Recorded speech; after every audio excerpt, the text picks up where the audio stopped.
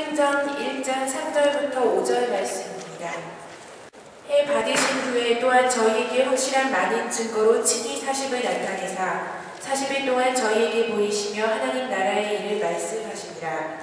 사도와 같이 모이사 저희에게 분부하여 가라사대 예루살렘을 떠나지 말고 내게 들은 바 아버지의 약속하신 것을 기다리라. 요한은 물로 세례를 베풀었으나 너희는 몇 날이 못되어 성령으로 세례를 받으리라 하셨느니라. 시카고대 은혜 가운데 잘 마치고 돌아왔습니다. 여기 얼굴들이 많이 클로즈업 됐는데 공통점이 하나 있어요.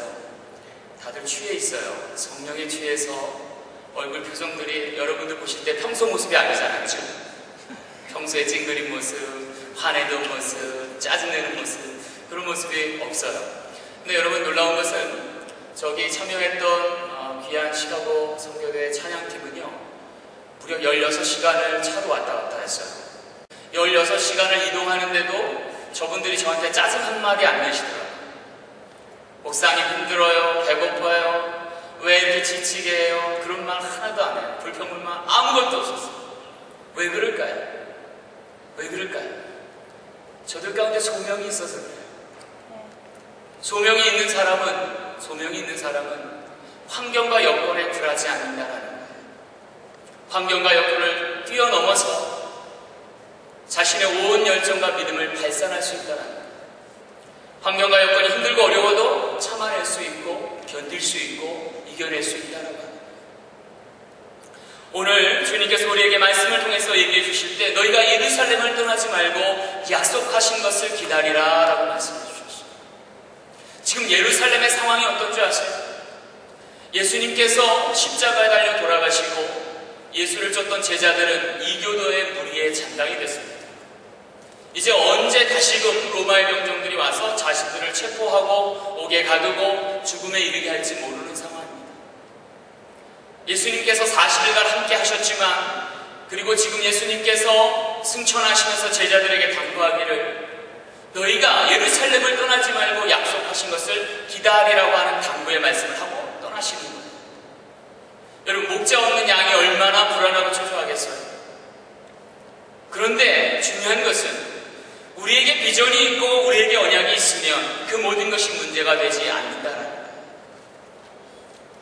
여러분, 분명히 여러분에게 있어서 이곳 애틀란타는 기회의 땅이었을 거예요. 이곳에 비전을 갖고 여러분들 왔을 거예요.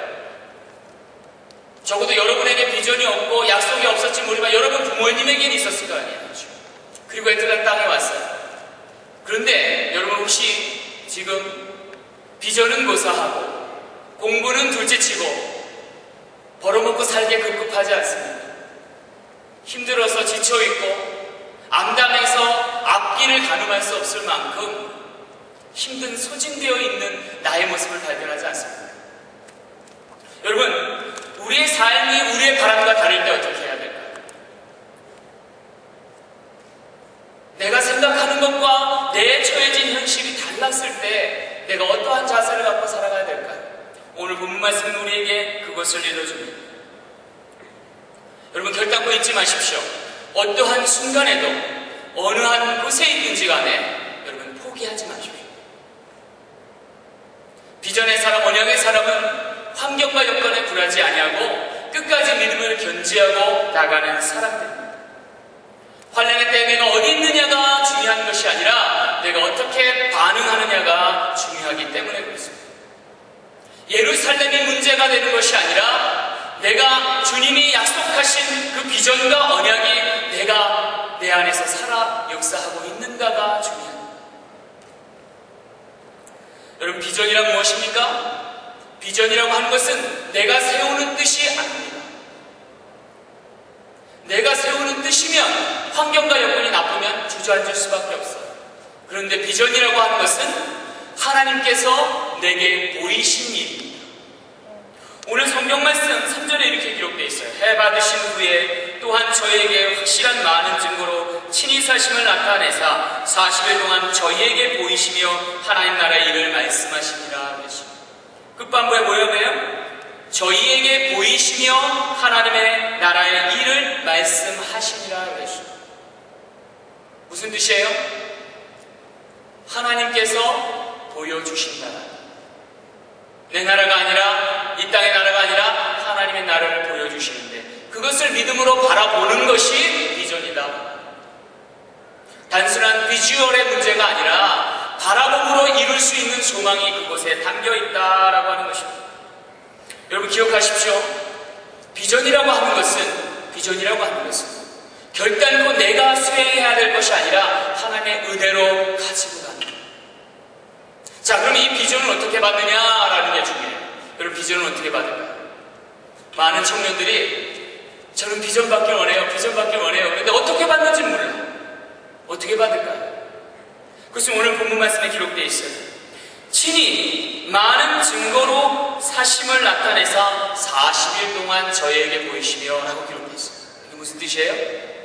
주와 함께 일정한 기간을 보내야 된다. 비전을 바꾸는 방법은 내가 내 뜻으로 세울 것이 아니라 주님과 함께 동행하여서 일정 기간을 보내면 주님께서 내게 보여주십니다. 따라서 일정한 기간 동안 지속적으로 주님을 만날 필요가 있는데 지금 제자들은 며칠 동안? 40일 동안 주님과 함께 같이 지낸다.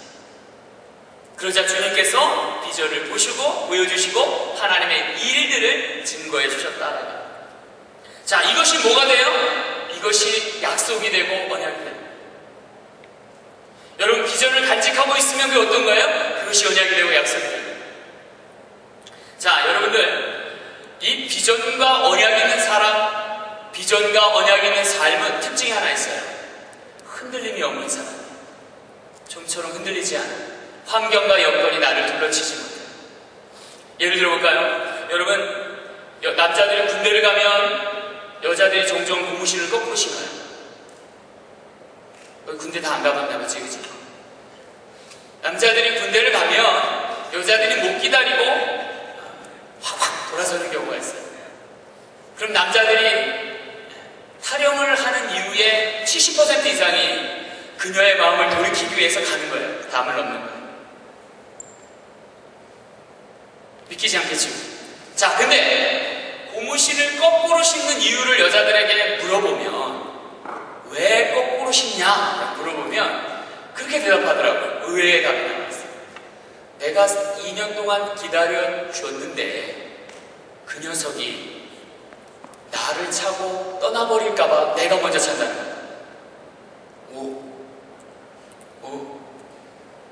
충격적이죠.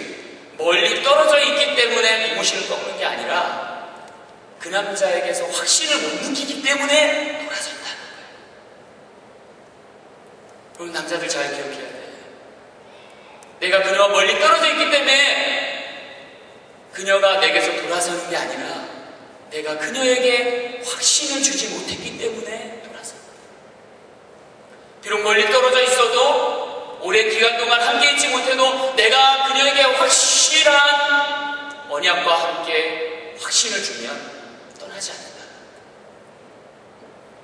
조건과 환경이 중요한 것이 아니라 주님과 내가 얼마만큼 확실한 관계가 있는가라는 것이 중요해요. 여러분이 주님과 언약 안에서 비전 안에서 확고한 믿음 안에 서 있으면 환경과 여건이 문제가 되지 않는다. 여러분의 삶의 자리가 어디냐가 중요한 것이 아니라 내가 주님과 어떠한 관계를 맺느냐가 중요하다. 확실한 언약 가운데 있는 사람은 환경과 여건이 뒤틀려도 견딜 수 있어요. 삶이 나를 엄습해오고 삶이 나를 조롱하고 삶이 나를 속여도 내가 요동하지 않을 수 있다는 거예요. 내가 여전히 비전 가운데 있고 주님의 언약 가운데 있기 때문에 그렇습니다. 여러분 환경과 여건에 휘둘리지 않을 수 있는 것, 그것은 주님이 나를 붙들어 주시기 때문에 그렇습니다. 여러분 이러한 비전의 사람은 가는 길이 확실한 사람이에요. 가는 길이 확실한 사람은요 돌아갈 줄도 알아. 때론 멈춰설 줄도 알아. 아니 때로는 기다릴 줄도 알아. 그의 가는 길이 확실하기 때문에 그렇습니다. 환경과 여건을 초월할 수 있는 것은 바로 언약이 나를 붙드시고 하나님이 신이 나를 감동케 하시며 그분이 나를 붙들어 안아주시기 때문에 그렇습니다. 여러분 우리 삶 가운데 언약이 하나님의 약속이 여러분과 함께 하시길 간절히 소망합니다.